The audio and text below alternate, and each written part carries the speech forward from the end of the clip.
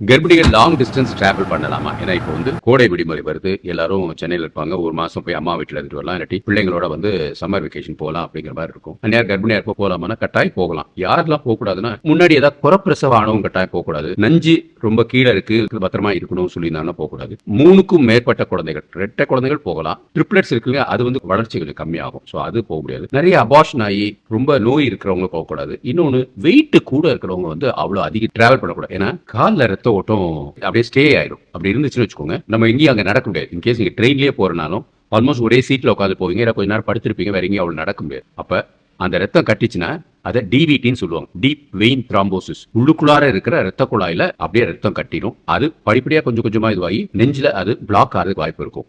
Even flight டிராவலே long distance, அதாவது 5 மணி நேரத்துக்கு மேலே இருக்கிறத நம்ம லாங் டிஸ்டன்ஸ் சொல்லுவோம். ஸோ வெயிட் கூட இருக்கிறவங்க லாங் டிஸ்டன்ஸ் டிராவல் கட்டாயம் பண்ணக்கூடாது.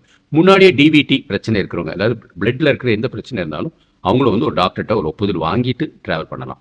So long distance is allowed up to 9 months. But சிலவங்க கட்டாயம் பண்ணக்கூடாது. அதை மாத்திரம் நம்ம தெரிஞ்சுக்கிட்டா போதும். மற்றவங்க எப்பயும் போல நார்மலா இருக்கலாம். லாங் டிஸ்டன்ஸ் போறதுனா அது ஒரு ஹாப்பினஸ், அது ஒரு மாதிரி வித்தியாசமான ஒரு ஹெல்த்துக்கு பெட்டர் தான் அது. So long distance as you can travel with some safety precautions.